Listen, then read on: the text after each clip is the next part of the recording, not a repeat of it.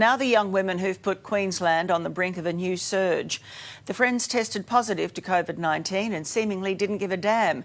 We have the CCTV to prove it. They'd lied about being in Victoria, they skipped quarantine and went to work. Now the brother of one girl speaks to us. He's unhappy about how his family's been treated. You're looking at proof that Olivia Maranga didn't care who she could have infected. So in at 3:27, out at just after 4 o'clock. This 19-year-old has just been tested for COVID, and here she is lining up at a restaurant with a friend and ordering drinks. 2 cocktails hardly seems worth all this pain. Because it's a Monday, Couch Restaurant at Southbank in the centre of Brisbane is fortunately nearly empty. But you can see Olivia order at the counter before she and her friends sit down at a table. Some people say, you know, we're in this together. Well, clearly not for some people. That's disappointing. Arif Mendez owns the restaurant. It really is disappointing and stupid, but, you know, I don't understand why they just, if they went to Melbourne and you lied and you come, like, yeah, no respect for the greater good of the community. Olivia Maranga and her 21-year-old friend Diana Lassou travelled to Melbourne and then lied to get back into Queensland 9 days ago. I am obviously bitterly disappointed. Katarina Carroll is Queensland's Police Commissioner. They went to extraordinary lengths to be deceitful and deceptive and, quite frankly, criminal in their behaviour, and that is what has put the community at risk. We now know Olivia Maranga was unwell for several days before she got tested. In that time, we know she came to her day job as a cleaner here at the Parklands Christian College. She also visited food outlets, restaurants and shopping centres across Brisbane. Worse still, we've been told that when she did seek medical advice and was told to have a test, she waited 2 days before she did it. Then, after having the test, instead of self-isolating, we've been told she went shopping. It was them being neglectful, like so many lies, and now so many people are put out because of it.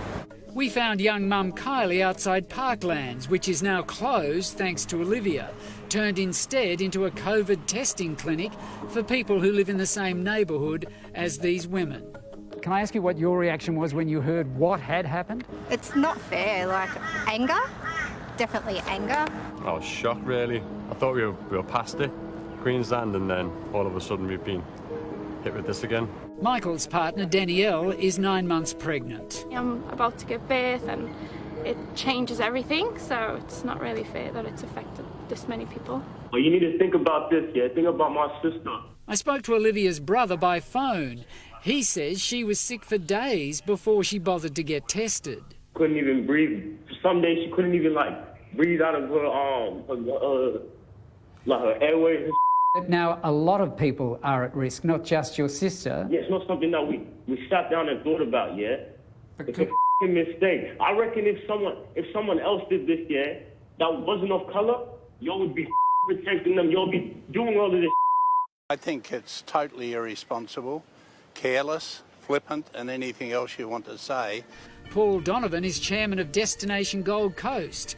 He says the $4,000 fine both teenagers have received is not enough.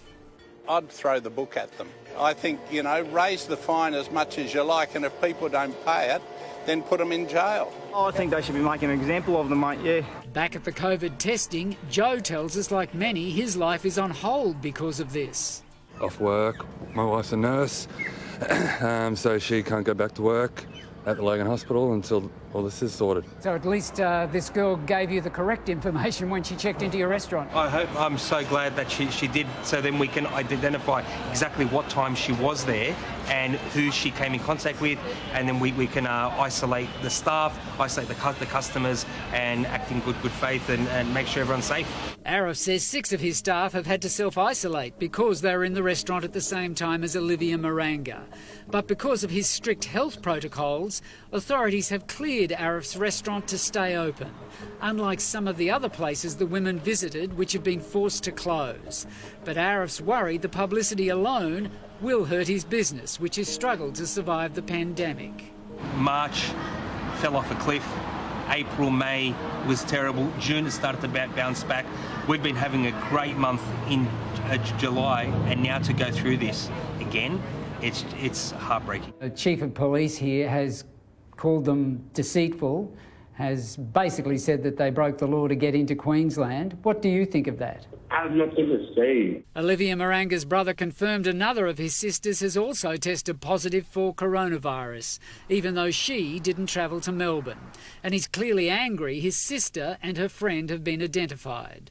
Just because we black, y'all want to run all the way to the media talking all of this, bro. Yeah, I don't think I'm telling you, no, shut the up. They never call my phone, bro. And what that has done is it's exposed not only the community to enormous danger, but also our economy. Lawyer Bill Potts says this case proves Queensland's multi-million-dollar border control can be beaten. Whilst the police are doing an excellent job, and their job is both to, as we know, serve and protect the community, the reality is it's up to our community to, in fact, protect itself. And that means people telling the truth when they come across the border. Next time, make the right decision. You know, you got to think about other people. We found 18-year-old Abby lining up to get tested. She's just a bit younger than the women who've caused this chaos. You're an adult, you know, you got to make the right decisions, and that wasn't the best decision, obviously. If they bring the virus back here from Victoria and it spreads, God help us. Who knows what it could do? Those women will head to court in about 8 weeks. They face up to 5 years jail if convicted on that fraud charge.